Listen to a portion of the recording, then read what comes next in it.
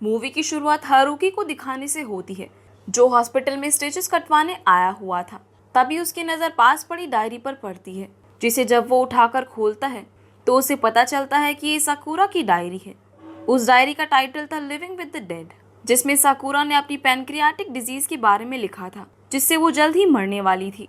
तभी वहां पर साकुरा आ जाती है और देखती है कि हारुकी ने सब पढ़ लिया है, पर हारुकी किसी से बात नहीं करता था, इसीलिए उसे इस बात से ज़्यादा फर्क नहीं पड़ता और वो डायरी वापस देकर वहाँ से जाने लगता है। पर साकुरा उसे देखकर हल्की स्माइल करती है। अब अगले सीन में हम हारुकी को घर जाते हुए देखते हैं, जिसे रास्ते में साकुरा दिखती है, जिसे देखकर हारुकी अपना रास्ता बदल लेता है।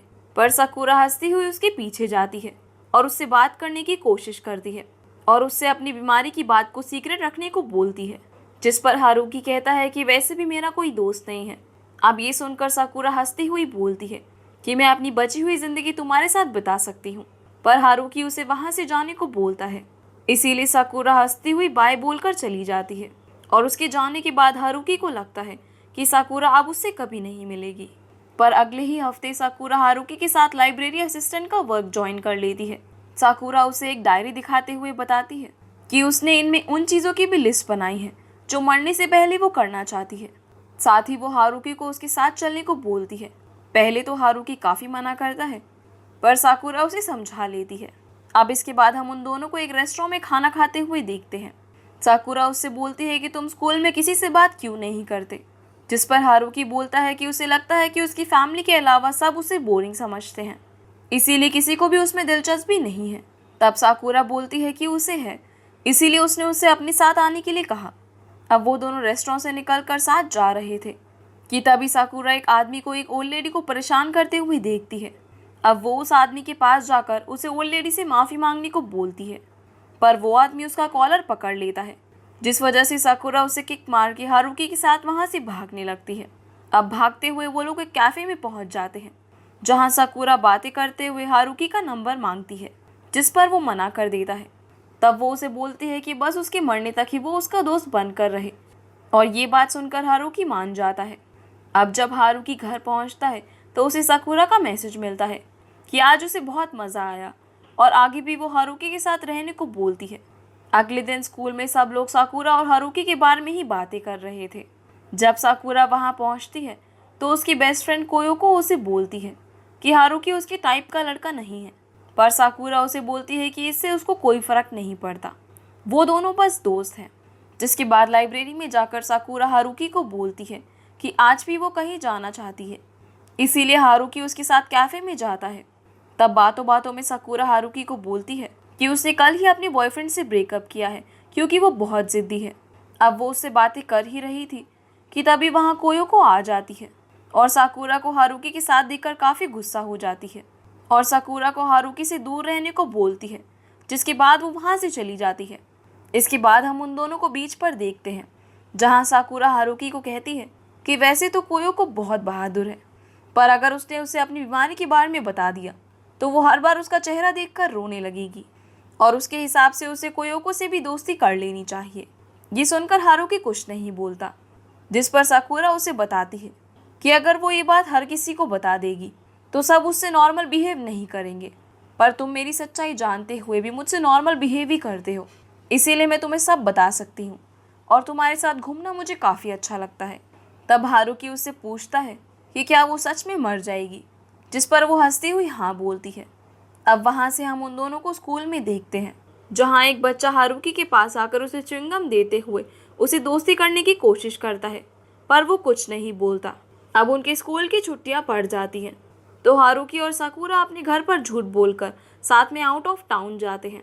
फिर वो दोनों बातें करते हुए ट्रेन से जाने लगते हैं, जहाँ साकुरा हारुकी से उसका फर्स्ट नेम पूछती है, पर वो बताने से मना कर देता है क्योंकि वो नहीं चाहता था कि साकुरा उसका नेम अपनी डायरी में लिखे और उसके मरने के बाद साकुरा के घर वाले उससे बात करने आए, पर बाद में वो उसे बता देता है। जिसके बाद हम उन दोनों को बहुत ज़्यादा मस्ती और शॉपिंग करते हुए देखते हैं।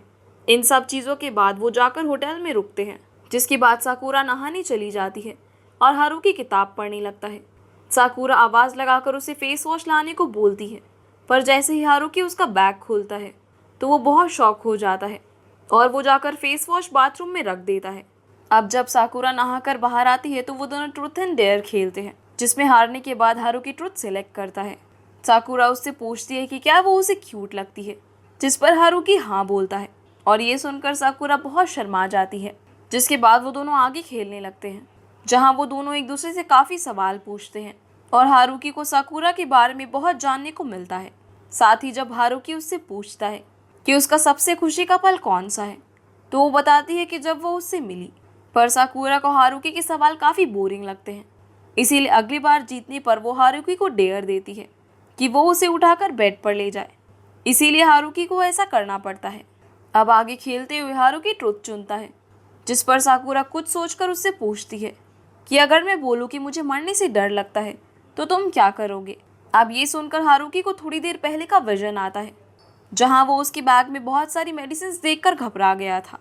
इसीलिए हारुकी डेयर चुन लेता है, जिस पर साकुरा उसे बिना किसी आर्ग्यूमेंट के उसके पास आकर सोने को बोलती है और हारुकी को उसकी बात माननी पड़ती है। अब रात में वो दोनों सो जाते हैं और अगले दिन साकुरा कोयोको को कॉल करके पूछती है कि उसने अपने घर में झूठ क्यों बोला कि वो उसके साथ आउट ऑफ टाउन जा रही है। जिस पर साकुरा उसे सॉरी बोलती है और कोयोको उससे बोलती है कि अगर हारुकी ने तुम्हें नुकसान पहुंचाया तो मैं उसे बहुत मारूंगी। और ये सुनकर साकुरा बहुत हंसती है और कोयोको को बाय बोलकर फ़ोन काट देती है। फिर वो हंसते हुए हारुकी को कोयोको की बातें बताती है, जिसके बाद वो दोनों अपने टाउन में वापस जाने लगते हैं, जहाँ साकुरा बोलती है कि शायद हमें फिर से एक ट्रिप पर जाना चाहिए। और ये सुनते ही पहली बार हारुकी मान जाता है और बताता है कि उसे बहुत मज़ा आया। ये सुनकर साकुरा बहुत खुश होती है। वहाँ से आने के बाद हारुकी काफ़ी दिन तक कोई काम नहीं करता और स्कूल खुलने पर साकुरा से मिलने का इंतज़ार करता रहता है। अब हम उसे स्कूल में देखते हैं, जहाँ कोयोको उसे पास आकर बोलती है कि तुम्हारी हिम्मत कैसे हुई साकुरा के साथ जाने की। वो बेशक से बहुत बहादुर लगती हो, पर वो दिल से बहुत कमज़ोर है। साथ ही बात बात में वो काफ़ी मायूस हो जाती है और अगर ऐसे में उसे कुछ हो गया तो क्या इसकी जिम्मेदारी तुम लोगे। इतना बोलकर कोयोको हारुकी का कॉलर पकड़कर उसे साकुरा से दूर रहने को बोलती है। जिसके बाद हम साकुरा को हारुकी के साथ लाइब्रेरी में देखते हैं, जहाँ साकुरा उसे एक बुक के बारे में बताकर उसके घर चलने को बोलती है। हारुकी ने वो बुक नहीं पढ़ी थी, इसीलिए वो मान जाता है। अगली सीन में हम उन दोनों को साकुरा के घर गेम खेलते हुए देखते हैं। तब साकुरा उससे पूछती है कि शायद तुम मुझे कभी गर्लफ्रेंड की तरह ट्रीट नहीं करोगे, जिस पर हारुकी मना कर कर उठ जाता है और वो बुक ढूंढकर वहाँ से जाने लगता है। तभी साकुरा आकर उसे पीछे से हक कर लेती है और बोलती है कि मैं हमेशा से ऐसा किसी के साथ करना चाहती थी। और इतना बोलकर साकुरा हारुकी को किस करने लगती है। ये देखकर हारुकी को कोयोको की बातें याद आने लगती है। तभी साकुरा रुक जाती है और बोलती है कि ये बस एक मजाक था। इसके बाद हारुकी उसे पकड़कर बेड में लिटा देता है और उसके हाथ पकड़ लेता है। पहले तो साकुरा उसे मना करती है, पर जब वो नहीं हटता तो साकुरा रोने लगती है। ये देखकर हारुकी घबरा जाता है और वहाँ से भागकर अपने घर जाने लगता है, जहाँ रास्ते में उसे ताकुरो मिलता है और उसे साकुरा के घर जाने की वजह से उल्टा सीधा बोलने लगता है। अब हारुकी उसे समझाने की कोशिश करता है कि जैसे तुम सोच रहे हो वैसा हमारे बीच कुछ भी नहीं है। जिस पर ताकुरो बोलता है कि पूरा स्कूल तुम्हारे बारे में बातें करता है, जो मुझे बिल्कुल भी पसंद नहीं है, क्योंकि मैं साकुरा को पसंद करता हूँ। अब ये सुनकर हारुकी बोलता है कि साकुरा को तुम्हारे जैसा लड़का पसंद नहीं है जो उसकी बात ना माने। अब ये सुनकर ताकुरो को गुस्सा आता है और वो हारुकी को एक पंच मार देता है, जिससे उसकी नाक से खून निकलने लगता है। तभी वहाँ साकुरा हारुकी को ढूंढती हुई आ जाती है और वहाँ का माहौल देखकर वो अपने हैंकी से खून पूछने लगती है और गुस्से में ताकुरो को वहाँ से जाने को बोलती है। उसके जाने के बाद हारुकी बोलता है कि ये सब तुम्हारी वजह से हुआ है।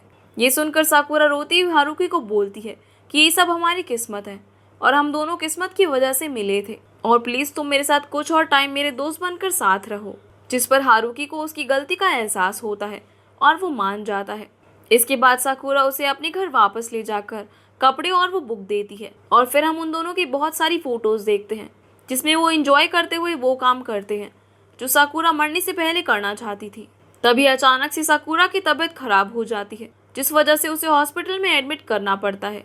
अब जब हारुकी साकुरा से मिलने पहुंचता है तो वो डांस कर रही थी और हारुकी को देखते ही वो शर्माकर बेड में छुप जाती है। जिसके बाद साकुरा उसे कोयोको को भी दोस्त बनाने को बोलती है और इसके बाद वो दोनों ट्रूथ एंड डेयर खेलते हैं, जिसमें हारुकी जीतकर साकुरा की जिंदगी के मायने पूछता है।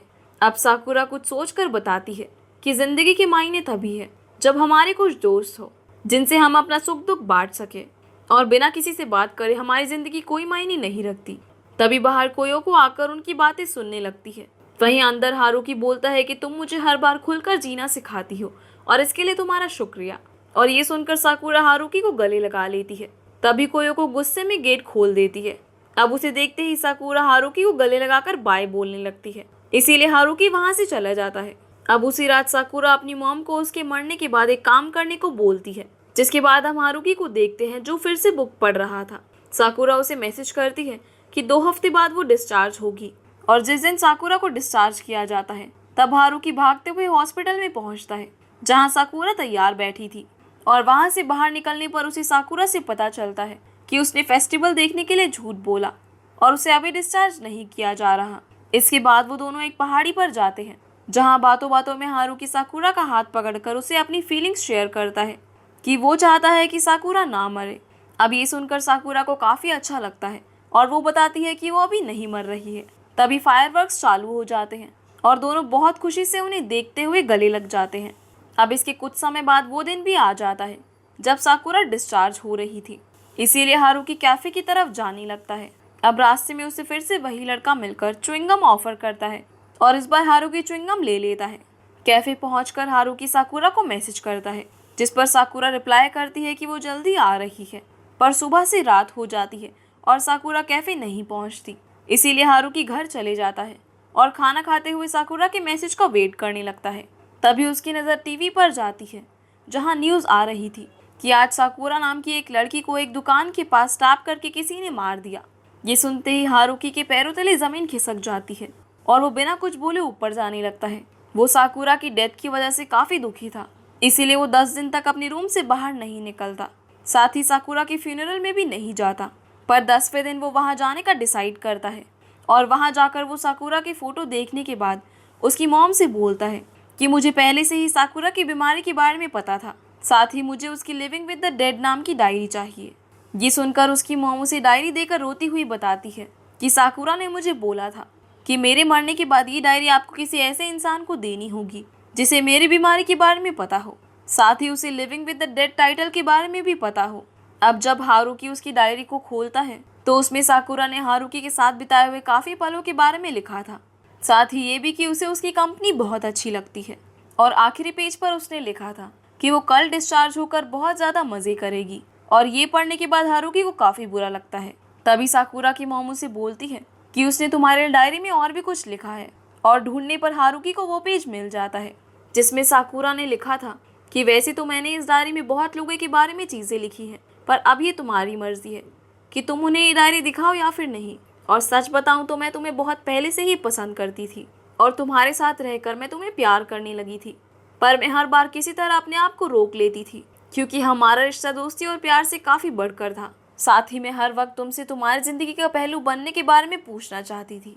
ये सब पढ़कर हारुकी बहुत ज़ोर से रोने लगता है और अगले दिन हम उसे कैफ़े में देखते हैं जहाँ उसने कोयोको को बुलाया था। जब वो आती है तो हारुकी उसे साकुरा की बीमारी के बारे में बताता है, पर कोयोको को वो झूठ लगता है, इसीलिए वो हारुकी को थप्पड़ मार देती है। पर बाद में जब हारुकी उसे साकुरा की डायरी दिखाता है तो उसे पढ़कर कोयोको बहुत ज़ोर ज़ोर से रोने लगती है और गुस्से में ये बोलकर वहाँ से चली जाती है कि तुम्हें मुझे ये सब पहले बताना चाहिए था। उसके जाने के बाद हारुकी जल्दी से वो डायरी उठाकर कोयोको के पीछे भागता है और उससे अब तक की सभी बात के लिए सॉरी बोलकर उसे फ्रेंड्स बनने के लिए पूछता है, जिसके बाद ये मूवी यहीं पर ख़त्म हो जाती है। तो गाइज ये थी आज की वीडियो। अगर आपको वीडियो पसंद आई हो तो वीडियो को लाइक कर चैनल को सब्सक्राइब ज़रूर कीजिएगा। तो आपसे फिर मिलते हैं अगली वीडियो में, तब तक के लिए गुड बाय।